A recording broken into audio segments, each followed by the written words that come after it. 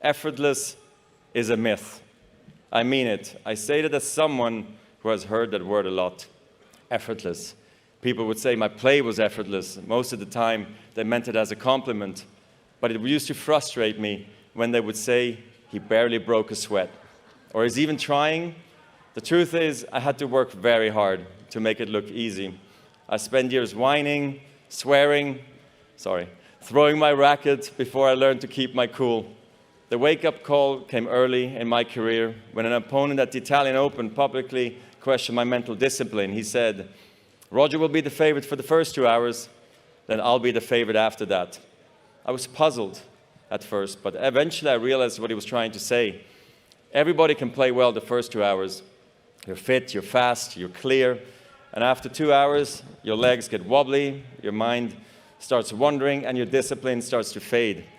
It made me understand I have so much work ahead of me, and I'm ready to go on this journey. I get it. My parents, my coaches, my fitness coach, everyone had been calling me out. And now even my rivals were doing it. Players, thank you. I'm eternally grateful for what you did because you made me work harder. So I started to train harder, a lot harder actually. But then I realized winning effortlessly is the ultimate achievement. I got that reputation because my warm-ups at the tournaments were so casual that people didn't think I'd been training hard. But I had been working hard before the tournament when nobody was watching. Maybe you've seen a version of this at Dartmouth. How many times did you feel like your classmates were racking up A after A without even trying while you were pulling all-nighters? Loading up on caffeine maybe, or crying softly in a corner of Sanborn Library? Hopefully, like me, you learned that effortless is a myth. I didn't get where I got on pure talent alone. I got there by trying to outwork my opponents. I believed in myself, but belief in yourself has to be earned. There was a moment in 2003 when my self-belief really kicked in. I was at the ATP finals where only the best 8 players qualify, and I beat some of the top players I really admired by aiming right at their strength. Before, I would run away from their strength. If a guy had a strong forehand, I would try to hit his backhand. But now, I would try to go after his forehand. I tried to beat the baseliners from the baseline. I tried to beat the attackers by attacking. I tried to beat the net rushers from the net. I took a chance by doing that. So why did I do it? To amplify my game and expand my options. You need a whole arsenal of strength. So if one of them breaks down, you've got something left. When your game is clicking like that, winning is easy, relatively. Then there are days when you just feel broken. Your back hurts, your knee hurts, had that a lot. Maybe you're a little sick or scared, but you still find a way to win. And those are the victories we can be most proud of. Because they prove that you can win not just when you're at your best, but especially when you aren't.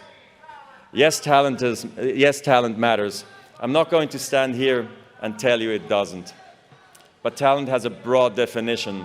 Most of the time, it's not about having a gift. It's about having grit. In tennis, a great forehand with sick racket head speed can be called a talent. But in tennis, like in life, discipline is also a talent, and so is patience. Trusting yourself is a talent. Embracing the process, loving the process is a talent. Managing your life, managing yourself, these can be talents too. Some people are born with them. Everybody has to work at them.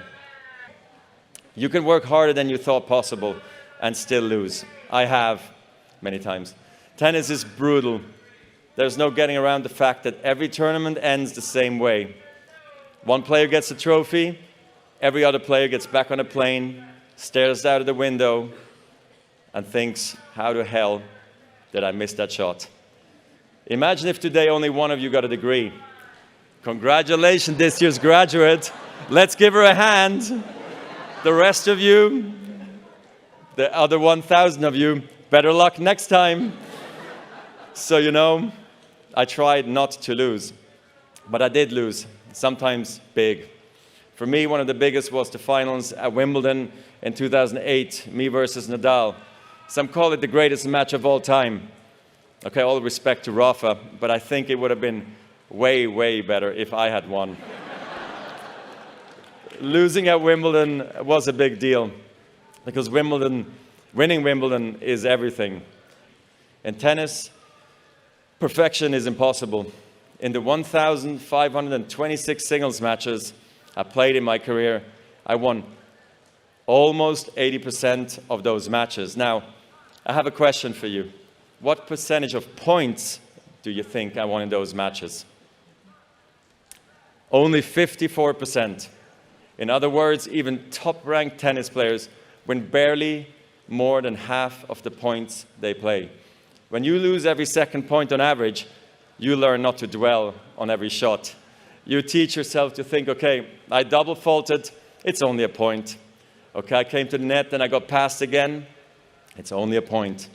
Even a great shot, an overhead backhand smash that ends up on ESPN's top 10 playlist, that too is just a point. So here's why I'm telling you this. When you're playing a point, it has to be the most important thing in the world, and it is. But when it's behind you, it's behind you. This mindset is really crucial because it frees you to fully commit to the next point and the next point after that with intensity, clarity, and focus. The truth is, whatever game you play in life, sometimes you're going to lose. A point, a match, a season, a job. It's a roller coaster with many ups and downs. And it's natural when you're down to doubt yourself and to feel sorry for yourself. And by the way, your opponents have self-doubt too. Don't ever forget that. But negative energy is wasted energy. You want to become a master at overcoming hard moments. That is, to me, the sign of a champion. The best in the world are not the best because they win every point. It's because they know they'll lose again and again and have learned how to deal with it. You accept it, cry it out if you need to, and then force a smile. You move on, be relentless, adapt and grow, work harder, work smarter. Remember, work smarter.